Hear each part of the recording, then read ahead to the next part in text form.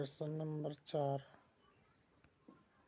प्रश्न नंबर 4 समावेशी अथवा समन्वित शिक्षा की विभिन्न अवस्थाओं का विस्तृत वर्णन कीजिए तथा शिक्षा की मुख्य धारा का प्रत्यय को भी स्पष्ट कीजिए।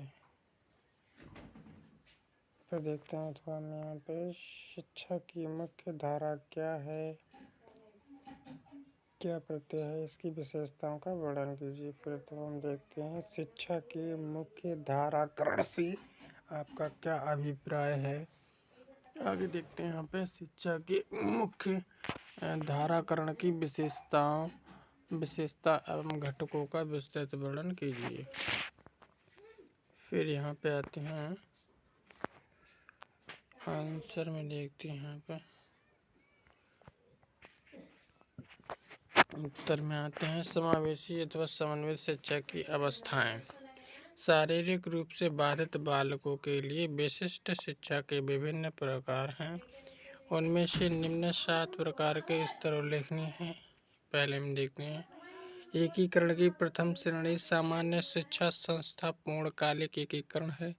पूरे दिन अध्यापक सामान्य कक्षा में अपंग बालकों को शिक्षा देता है।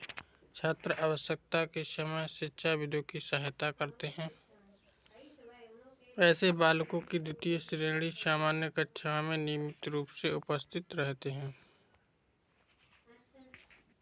लेकिन कुछ कक्षाएं विशिष्ट कक्षाओं की व्यवस्था के कारण निलंबित कर दी जाती हैं। फिर तीसरे पॉइंट में तृतीय श्रेणी विशिष्ट कक्षा में अपंग बालकों की शिक्षा को सम्मिलित करती है, लेकिन छात्रों को सामान्य कक्षाओं में अपनी उपस्थिति देनी होती है। इस प्रकार उन्हें सामान्य शिक्षा संस्था के कार्यकलापों में अपने आप को व्यस्त करना पड़ता है। फिर यहाँ पे देखते हैं चौथे पॉइंट पे समन्वित की चतुर्थ श्रेणी आवासीय शिक्षण संस्थाओं को सम्मिलित करती है, जिसमें पास के सामान्य विद्यालय के कुछ पाठ भी होते हैं। पाँचवें देखते हैं प्रथम श्रेणी स्तर एकीकरण को सम्मिलित करता है। इस स्थिति में सामान्य बालकों को काफ़ी अधिक संख्या में अपंग बालकों के साथ रखा जाता है, जिससे उन सबकी शैक्षणिक तथा अन्य प्रकार के कार्यक्षेत्र में आपसी सामंजस्य तथा सहयोग सुनिश्चित किया जा सके। छठा पॉइंट देखते हैं सामान्य कक्षा में शिक्षण के साथ आवासीय स्थान पर शिक्षण तथा घरेलू कार्यक्रम को एकीकरण की छठी श्रेणी में रखा गया है। सातवें पॉइंट देखते हैं इसमें एकीकरण की 7वीं श्रेणी के अंतर्गत चिकित्सालय या अन्य कार्यस्थल में लघुकालिक शिक्षण की व्यवस्था करना। आगे देखते हैं यहाँ पे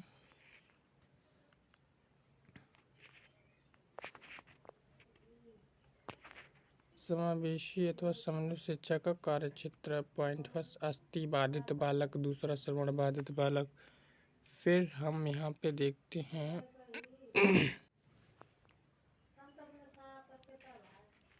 तीसरे पॉइंट में देखते हैं दृष्टि बाधित अथवा एक आँख वाले बालक। चौथे पॉइंट है मानसिक मंदित बालक जो शिक्षा के योग्य हों। विभिन्न प्रकार के अपंग बालक श्रवण बाधित, दृष्टि बाधित, अस्थि अपंग आदि, इन्हें बहुबाधित भी कहते हैं। अधिगम असमर्थी बालक, अंधे छात्र जिन्होंने ब्रेल में पढ़ने और लिखने की शिक्षण प्राप्त कर लिया है तथा उन्हें विशेष प्रशिक्षण की आवश्यकता है। आठवें देखते हैं बधिर बालक जिन्होंने संप्रेषण में निपुणता तथा पढ़ना सीख लिया। माता पिता को समझना, प्रारंभिक शिक्षा तथा उच्च शिक्षा 2 स्तर और व्यावसायिक शिक्षा भी सम्मिलित है। फिर आगे देखते हैं शिक्षा की मुख्य धारा का प्रत्यय। यहाँ पे आते हैं शिक्षा की मुख्य धारा के प्रत्यय का आश्रय सैमुअल ग्रेडले हॉवे एक अमेरिकन विद्वान को माना जाता है, जिसने अपने कार्यों में दृष्टि व श्रवण रूप से बाधित बालकों के शिक्षण में उत्सुकता से रुचि ली। हॉवे ने अंधे बालकों की शिक्षा को सामान्य विद्यालय में शिक्षा देने पर बल दिया, क्योंकि इसमें सामाजिक समायोजन के अवसर प्रस्तुत हो सकते हैं। उन्होंने अपंग तथा शारीरिक रूप से बाधित बालकों की सामान्य बालकों के संपर्क में रख देने की वकालत की। इसे इस प्रकार भी यहाँ पे देखते हैं, इसे इस प्रकार भी कह सकते हैं कि सैमुअल हॉवे की सामान्य विद्यालयों में अपंग बालकों की शिक्षा के विषय में अधिक बल दिया। 1975 में अमेरिका की शिक्षा की मुख्य धारा के प्रत्यय को प्रारंभ किया तथा सभी अपंगों के लिए शिक्षा के बारे में एक्ट भी बना दिया गया। फिर यहाँ पर देखते हैं, अपंग बालकों को विस्तृत क्षेत्र में विशिष्ट शिक्षा की आवश्यकता होती है। यहाँ पर देखते हैं, अपंग बालकों की विशिष्ट शिक्षा की आवश्यकताएं अधिक प्रभावी व दीर्घकालिक होती हैं। यहाँ पे आते हैं तीसरे पॉइंट में, यह शिक्षा निरंतर रूप से चलती रहती है जो कि बालक की व्यक्तिगत आवश्यकता के लिए उपयुक्त हो सकती है। फिर यहाँ पे देखते हैं चौथे पॉइंट में, अपंग बालकों की शिक्षा सामान्य बालकों के साथ होनी चाहिए। सामान्य कक्षाएं, सामान्य स्कूल तथा अन्य आवश्यकताएं अपंग बालकों के लिए सामान्य बालकों से अलग केवल विशिष्ट परिस्थितियां होनी चाहिए। संतोषजनक रूप से सामान्य विद्यालय में उपलब्ध कराना संभव न हो तब कुछ पूरक सहायक सामग्री तथा सेवाएं उपलब्ध करानी चाहिए। फिर यहाँ पे हम देखते हैं यहाँ पे आते हैं कॉफमैन के अनुसार शिक्षा की मुख्य धारा सामान्य व प्रतिभाशाली बालकों की सांसारिक अनुदेशनात्मक सामाजिक एकीकरण को